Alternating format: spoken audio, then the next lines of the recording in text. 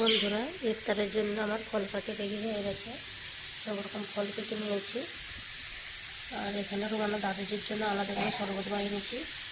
আর টিফিনের মধ্যে ফলগুলো দিয়ে দিয়েছি, কারণ বাড়িতে ইফতার করবে না। আর আজকে মতের মধ্যে কেন একটা শরবত করেছি, তার কারণ আমাদের বাড়িতে সবার ঠান্ডা লেগেছে, ওই জন্য কেউ শরবত খাবে না। আর রোজেরই লস্যি, দই, আইসক্রিম খাওয়া হচ্ছে। আর ফ্রিজে ঠান্ডা যে পানিতে রয়েছে, এই জন্য কেউ শরবত খাবে না। শুধু রুমানা দাদাজির জন্য শরবতটা বানিয়েছি।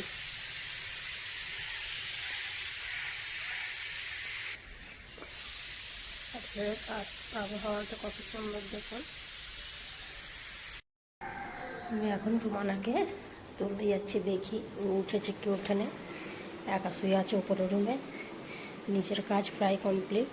এখন দেখি 4:30 বাজে, উঠেছে কি।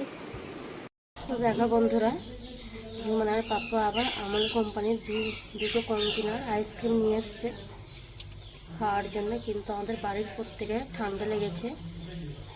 আর এদিকে 2 কন্টেনার আইসক্রিম নিয়ে চলে এসছে। বন্ধুরা, আজকে আবার আমি পাউরুটি দিয়ে পিৎজা বানাবো সন্ধ্যে নাস্তার জন্য। কালে কিছুটা পনির আর সবজি রয়ে গিয়েছিল, আজকে আবার এই পাউরুটা দিয়ে আমি পিৎজা বানিয়ে নেব। তো দেখো বন্ধুরা, আমি পাউরুটির মধ্যে প্রথম চারপাশে বাটার লাগিয়ে দেবো, কারণ ফ্রিজের মধ্যে বাটারটা ছিল তো, তাই গলা নেই। এইটাই মানে হালকা গলেছে, নরম হয়ে আছে, ওই জন্য আমি চারপাশটা এইভাবে বুলিয়ে নিচ্ছি।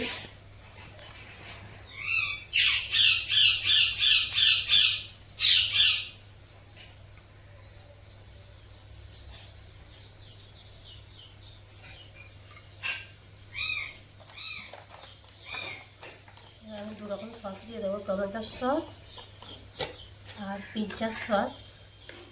দুটো একসাথে মিক্স করে আমি চারপাশটা লাগিয়ে নেব।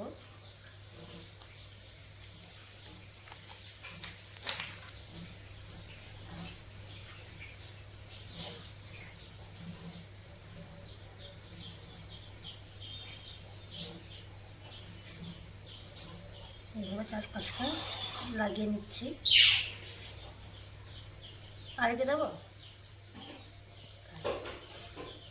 এরপর আমি ক্যাপসিকামগুলো চারপাশটা দিয়ে দেবো। ক্যাপসিকামটা আমার বড় বড় কাটা হয়ে গেছে, কিন্তু একটু ছোটো সাইজ কাটে কিন্তু ভালো হয়।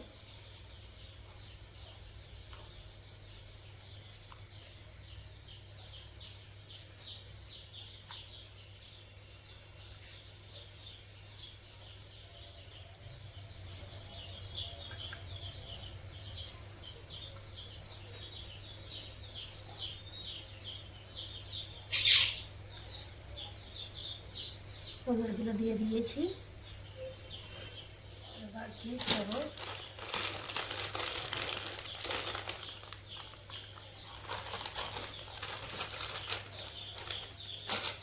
টমেটো দেবো, আর বন্ধ করো।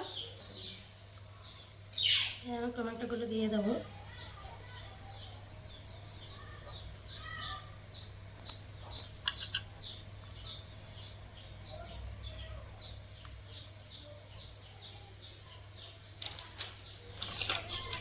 আমি এর মধ্যে 3 রকমের চিজ দেব।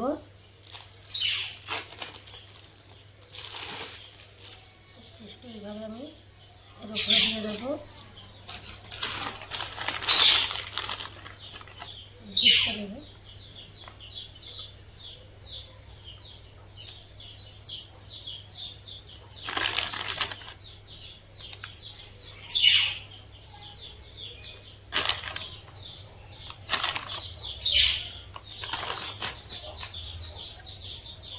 এই কেকটার মধ্যে চিজটা উপরে আমি চারপাশে ছড়িয়ে দেবো।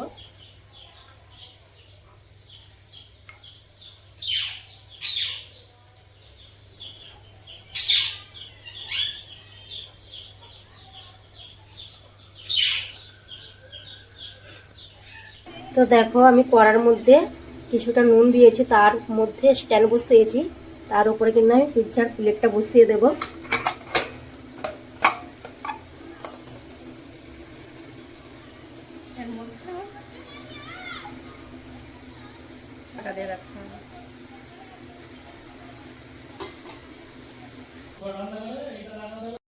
তো দেখো বন্ধুরা, আমি কিন্তু আরও দুটো পাউরুটি দিয়ে পিৎজা রেডি করে নিয়েছি।